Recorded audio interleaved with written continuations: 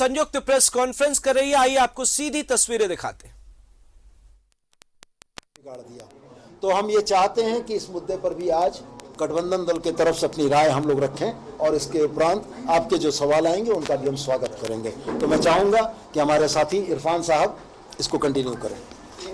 देखिए, सबसे पहली बात तो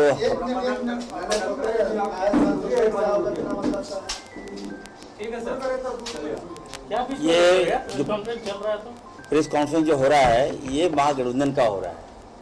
आज हम लोग जमीन ऑफिस में कर रहे हैं तो समझता है एक दो दिन में हम लोग कांग्रेस ऑफिस में भी करेंगे। मैं ये क्लियर कर देना चाहता हूँ, कांग्रेस पार्टी ऐसे समय में हमारे जो बड़े भाई बड़े जो पार्टी झारखंड मुक्ति मोर्चा के साथ हैं हम लोग। और मैं कहना चाहता हूँ, भाजपा जो सपना देख रही है, सपना देखना छोड़ दीजिए। इलेक्शन कमीशन के बहाने इनको लगता है कि हम सत्ता में चले आएंगे, तो ये भी कहना चाहता हूँ कि आप सपना देखना छोड़ दीजिए।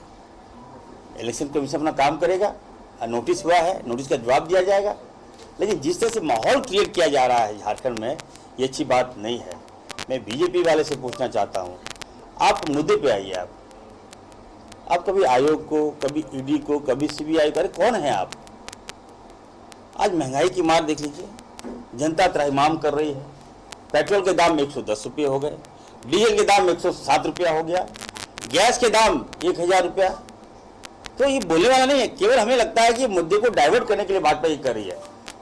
हेमंत सोरेन जी की सरकार 5 साल नहीं, मैंने पहले भी कहा कि 25 साल तक यहाँ काम करेगी। बीजेपी के पास आयातित कहते हैं इंपोर्ट नेताओं का भरमार है, इनके पास अच्छे लोग नहीं हैं।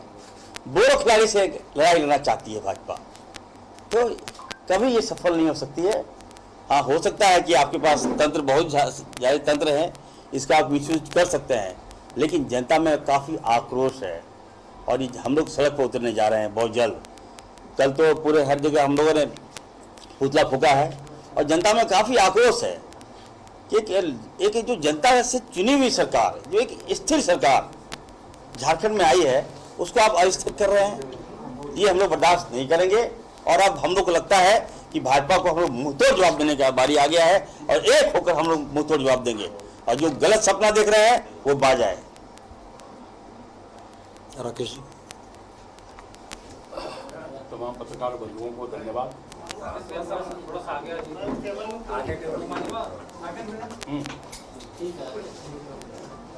देखिए, भारतीय जनता पार्टी जो विगत दिनों से अपने स्वार्थ पूर्ति के लिए तंत्र का उपयोग करके लोकतंत्र को कलंकित करने का जो काम कर रही है, यह स्वाभाविक तौर पे लोकतंत्र के लिए खतरे की घंटी है और हम लोकतंत्र के प्रहरी हैं। एक प्रहरी के रूप में हमेशा हम लोगों ने लोकतंत्र को और इस देश के संविधान को बचाने का काम किया है। तो अब भी वो वक्त है कि हम लोग अपने संघर्षों के माध्यम से इस देश की खोती हुई लोकतंत्र को हम लोग बचाएंगे। लेकिन उसके साथ साथ भारतीय जनता पार्टी चुनावी में जीत का लाइसेंस महंगाई के दर में वृद्धि करके जो करने का काम किया है, हम तमाम गठबंधन के लोग इसका पुरजोर विरोध करते हैं।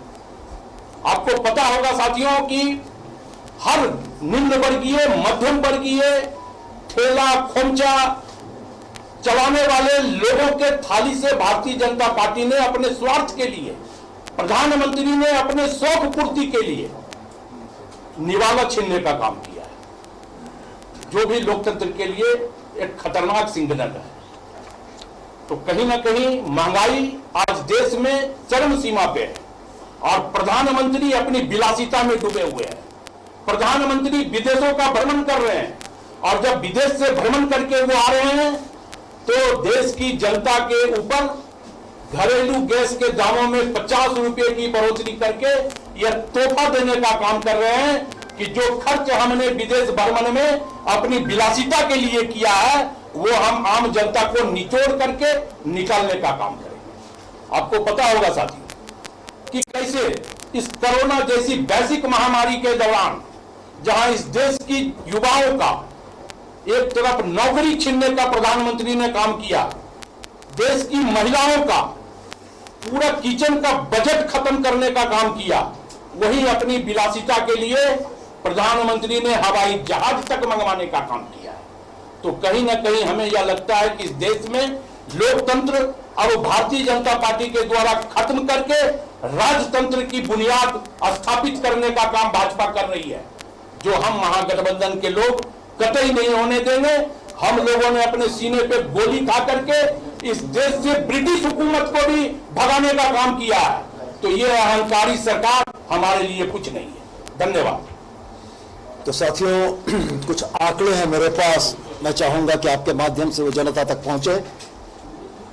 महंगाई वृद्धि के मामले में annual inflation rate 6.95%, 6.95%। Food inflation 7.68, 7.68। तेल के मूल्य में वृद्धि 18.79%।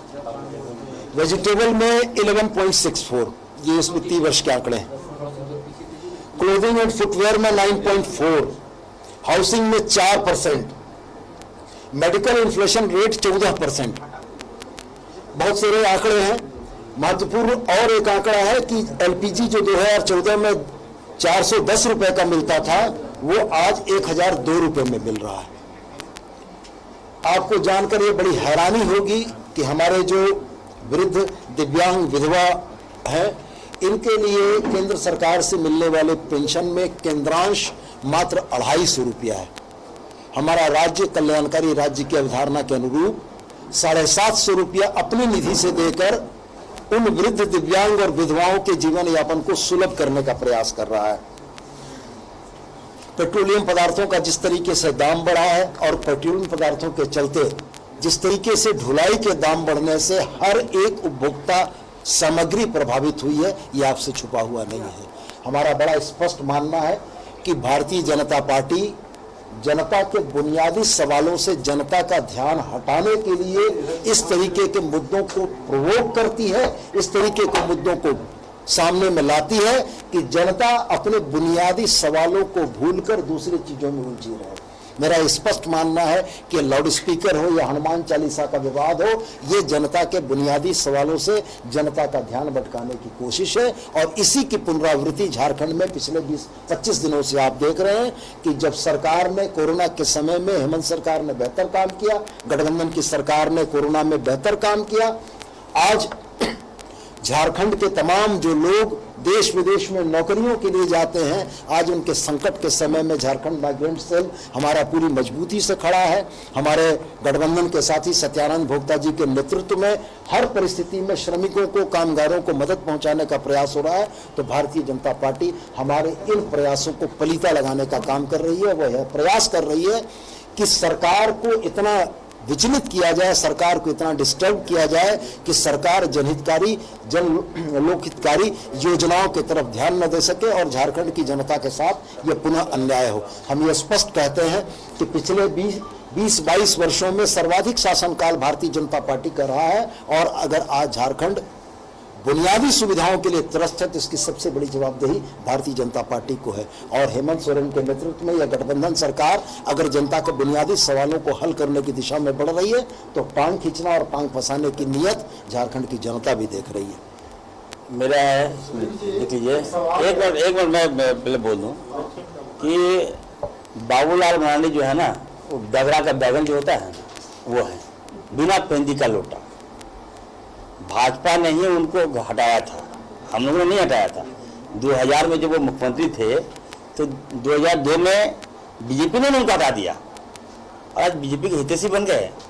रघुवर दास ने झारखंड को खोखला कर दिया।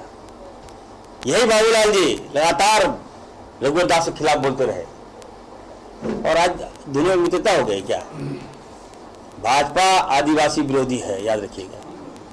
ये भाजपा कतई पचा नहीं पा रहे हैं हमारे मुख्यमंत्री डायनेमिक सीएम हेमंत सोरेन जी को। किसी तरह से चाह रही है भाजपा की सत्ता में हम आए। तो मैं कहना चाहता हूँ, रघुवर दास जी छत्तीसगढ़ जाइए आप। अब हमारी सरकार को, अभी हम लोग सीएम साहब से मिलकर आए हैं, हमने कहा कि अब और अटैक करने की आवश्यकता है। हम लोग सीधे साधे भोलेपन है, झारखंडी है ना, इसी का फायदा भाजपा के लोग उठा रहे हैं, बाहरी लोग उठा रहे हैं। अब मुंहतोड़ जवाब देने की बारी आ गई है। अब देखिए, हफ्ता 10 दिन के बाद अब हम लोग और एग्रेसिव होंगे और अटैकिंग होंगे। क्या पूछ रहे हैं सुनील जी? पूछिए। जी। क्या मुख्यमंत्री के द्वारा नोटिस का जवाब दिया गया है और क्या दिया है आप लोग? माननीय मुख्यमंत्री ने निर्वाचन आयोग को